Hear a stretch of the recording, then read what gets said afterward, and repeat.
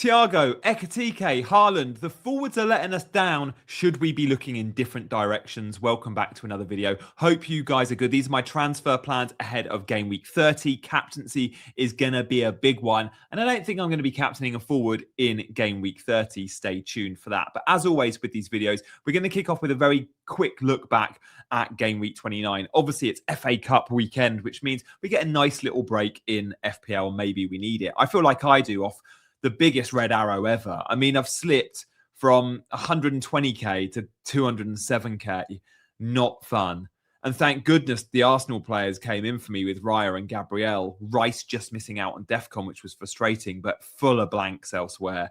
Maguire was my auto sub. So many had Hill or Senesi or Elliot Anderson. Double digits auto sub for Harry Wilson or for Anderson. No, I had Maguire with the 1 point. I had Virgil with 1 point. Rayan's been disappointing since I bought him. Stack has looked good and was really unlucky not to get a double-digit haul. Stack looked great for Leeds, to be fair.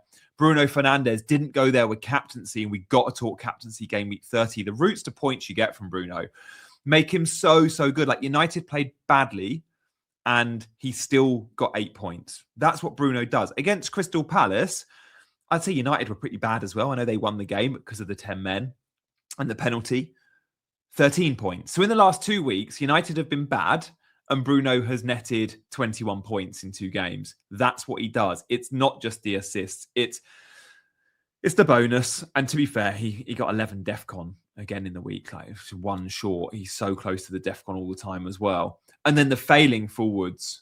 We need to look at Thiago in more detail. We need to look at Ekitike in more detail. We need to discuss João Pedro. We'll do all of that. And of course, the big man up top, Erling Haaland. I really could have done with O'Reilly playing, but that wasn't to be. So look, Erling Haaland was the most captained within the top 10k. This is from Fantasy Football Edits. 48% of the top 10k did go there. So we all blanked together in a way, if you say this is your competition. A lot went Ekitike too. Fair play to Semenyo owners and Semenyo cappers. They were rewarded, as were, of course, Bruno cappers. But still, why is Erling Haaland our default? Do we need to be a little bit more creative with that one? I mean, Erling Haaland's been a big disappointment of late. When we look at his recent points, like, yes, there's some 6s and 5s in there, but all the way back to game week 18, right? We're looking at over 10 game weeks. There's only 1 double-digit haul. And when we're talking captaincy, we should be looking at ceiling. We should be going, I'm chasing the guy that's going to possibly get me that brace. And always, Haaland has come with the highest ceiling. Yet recently, there's way too many blanks here, so the floor is low and the ceiling feels high. Now, when the ceiling is limited, sorry, the floor is low and the ceiling is low. When the ceiling is fairly low, let's say, I don't know, let's say Bruno comes with a modest ceiling. To be fair, he doesn't. Let's say Declan Rice. Declan Rice comes with a modest ceiling, but the floor is also very high on him. We have to consider players' floor and ceiling. And unfortunately, Haaland's floor is 2 points. A lot of players, Bruno Fernandes, his floor is never 2 points. Bruno doesn't really get 2-pointers. He benefits from a clean sheet point, but he always does well in bonus. And he's always there or thereabouts with DEFCON. So you take the attacking returns away, let's say he doesn't get one, he can still get you the extras. Declan Rice, a player that's similar. The routes to points are important for captaincy. And that's why often we don't captain forwards, because they don't get DEFCON, they don't get a clean sheet point, and they often don't get assists, and you need them to haul. Now, Haaland's always been the guy that hauled, so it's been fine. But he's not hauling. The 5s and 6, meh. The 2s, too many of them. I want to go back to midfield captaincy where I can. And we'll talk about captaincy in game week 30 in just a second, guys. But let me know your thoughts on Erling Haaland, guys. And do be sure to hit that like and subscribe button today. If you're new around here, do subscribe. I want to keep content going, obviously, through the FA Cup weekend. So, a little stock check before we talk game week 30 players. Loads of red arrows, loads of comments from people telling me that they're so frustrated, all their good work is undone, they're thinking of giving up FPL, all of that stuff. And I get it. It's been a rotten game week for a lot of managers. Guys, I feel like a lot of my hard work's been undone. Like, I was 839k at game week 22, and I've had so many green arrows until last night, and that overall rank's going to be more like 210, 220. Not pretty. Not pretty. But look, this is my job, right? If I can keep calm, carry on, if I can find different things to keep me mentally active and straightforward away from the stresses of FPL, then you can too, right? So if FPL is getting to you, take a stock check, take a step back, maybe stop watching content and stop being so engrossed with it, and just go back to being a 10-minute on a Friday casual manager that's making instinctive decisions, and then you don't care as much because you haven't invested the time, right? It's the end of the season anyway. You don't have hundreds of thousands of eyes on your team. I do. I have people telling me all the time, whether it's on Sky or I'm on the BBC or I'm on YouTube, they're observing all my decisions. That's stressful. Hopefully you don't have that, and therefore it should be easy to just take a step back. Go again in pre-season where it'll be fun again. Games have to be fun. And if games aren't fun, we shouldn't be playing them, or we should be playing them very differently. So just remember that. But look, I'm feeling fine. Look, it's rubbish, but it's just a blip. It's just a blip. Look where I was a few weeks ago. I will take 200k, right? And I look at my team and I look at my chip strategy and I feel good. Remember, the big point swings are still there to be had. The blank game weeks, the double game weeks, they're coming. The wild cards. And with all of that, my chip strategy is the same as it always has been. When that kicks in, that's when we're going to see the big gains, I think, over the managers in your mini leagues that are perhaps still above you, but perhaps aren't as dedicated or don't observe as much and don't have a chip strategy and they just play week by week. This is the time where we, as engaged managers, and if you're watching this, you're an engaged manager, that's when we start stealing our march, I hope. So let's crack on with game week 30. What do we do with Igor Thiago? Because the fixtures are there, and I think because he has the fixture in 31, because he has Wolves up next, we have to keep the faith. I sold him before the 17 and the 12, but take that out. And just like Haaland, you get too many 2-pointers. And that's what happens with forwards. You get a lot of 2-pointers. It's just is why we don't like captaining forwards as much, right? The floor is low. The floor is higher with midfielders quite often. I still think with Igor Thiago, though, we keep calm and carry on. But the forwards need discussion. And he's certainly one very similar.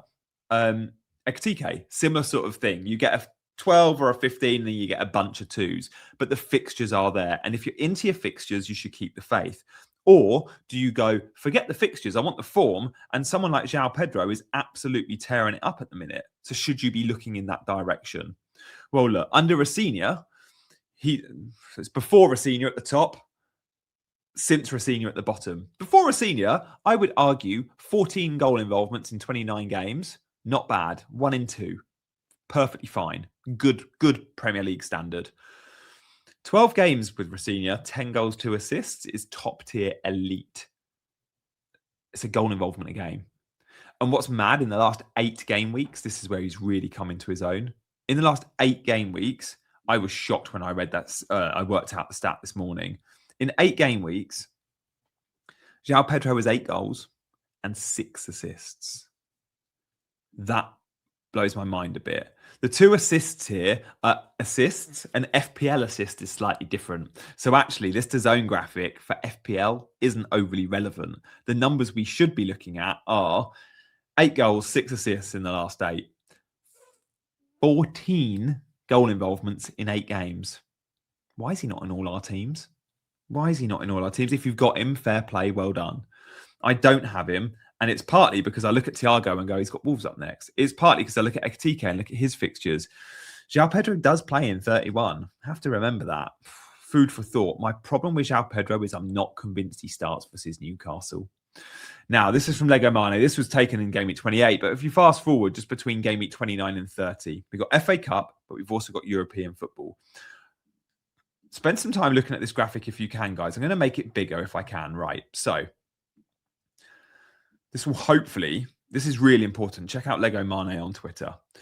Just go to the end of Game Week 29, where the FA Cup hits in, and then you get the European, right?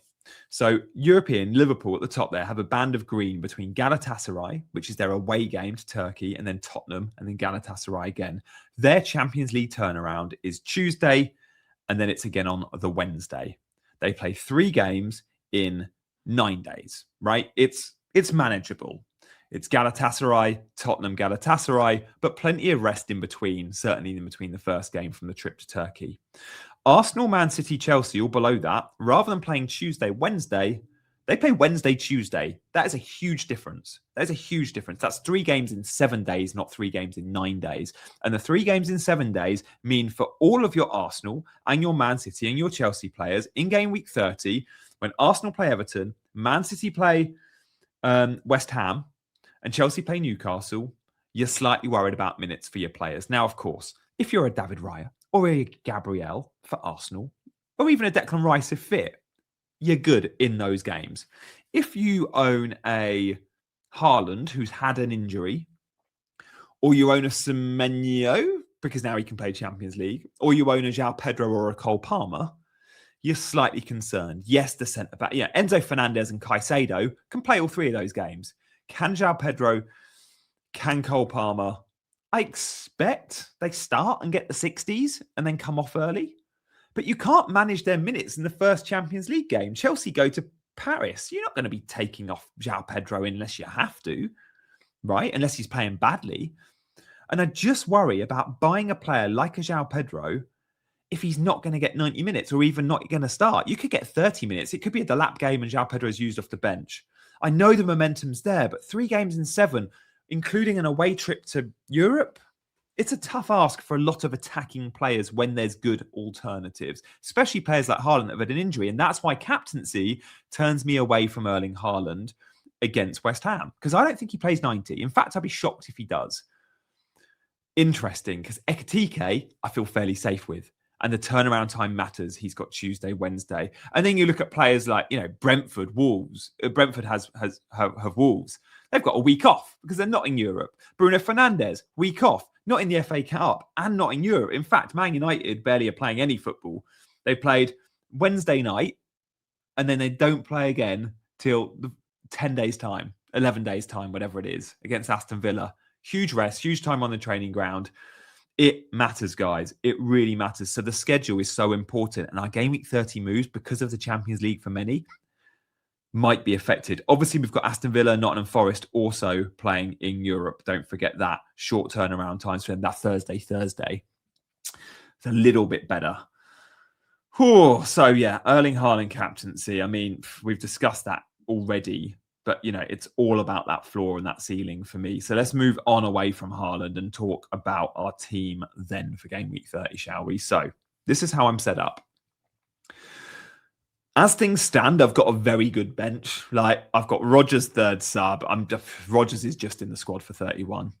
I've got Maguire at home to Villa. Could be a DEFCON fixture for him, but you got goodish clean sheet chances. Mukiele, if he's fit, I'd like to play him at Brighton, and I'd say Mukiele above Maguire. And then even Dubravka, right? It's a good fixture.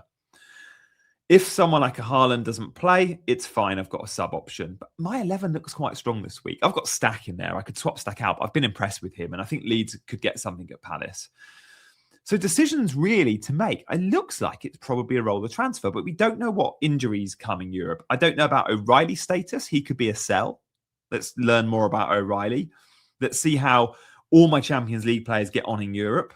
And as much as I would love to go Ekitike out, Thiago out, or even Haaland out to João Pedro, I'm not so sure I want to do that this week. And Haaland is definitely sellable. He's definitely sellable. Remember, Haaland doesn't play in Game Week 31. So as things stand, I feel like my squad's fairly well set. I'm so glad I didn't sell Declan Rice. Again, I fancy Rice for points versus Everton. And the way Arsenal are playing, the whole 1-0 to the Arsenal, boring Arsenal narrative, it's annoying their fans. It shouldn't, because you're top of the league and you should just be like, do you know what? We're going to win the league. Who cares how we win it?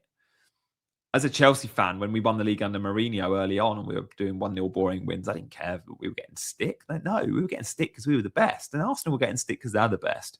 I do think it's boring. And I do think they're one of the ugliest teams to be at the top of the league. In fact, I can't remember. If they go and win the league, they'll be possibly the ugliest team to win the Premier League. That shouldn't matter to you as an Arsenal fan. If you've won the league, who cares? But yeah, as things stand, I feel like I'm all right. Captaincy is a big one, though, and I want to discuss it in more detail because captaincy for Game Week 30, I told you I don't want to go Haaland. I don't want to go Thiago or Ekitike even with good fixtures. There is one obvious candidate for me, and that is a guy that always has that very high floor, and it's Bruno Fernandes. Bruno Fernandes, say it how you want. It's got like 11 days between fixtures. That's arguably be too much, but I'm sure he'll produce. Villa look poor. Villa conceded all sorts of chances to Chelsea. They were so bad, Aston Villa. They were fully on the ropes, like consistently poor for that football match against Chelsea. So I see Aston Villa and I watched that game and I'm like, yeah, I'm very, very comfortable backing United at Old Trafford in that football match. So look, here's the Aston Villa XG map. Look how dominant Chelsea were. 3.32 XG, 4 goals from start to finish. They were the better team. And Villa did score early. I think Man United could do quite similar because I think Villa are on the ropes. And I know United haven't looked brilliant in the last few weeks, but I think the rest will do them good. Villa playing Europe. United don't. And United at Old Trafford are better than United on the road. I fancy Bruno Fernandes, and actually I'd be shocked if I don't end up captaining Bruno. I know he's not got the best fixture. Like Thiago's got a better fixture. Ekitike's got a better fixture. Haaland's got a better fixture. But Bruno's got the high ceiling and the high floor, and that's where I'm at. Guys, thank you for watching. Do check out my Patreon. Members only content on my Patreon, which is free at the moment. So scan the QR code, click the link in the description, check it out for free exclusive content, and I will see you very soon. Bye-bye.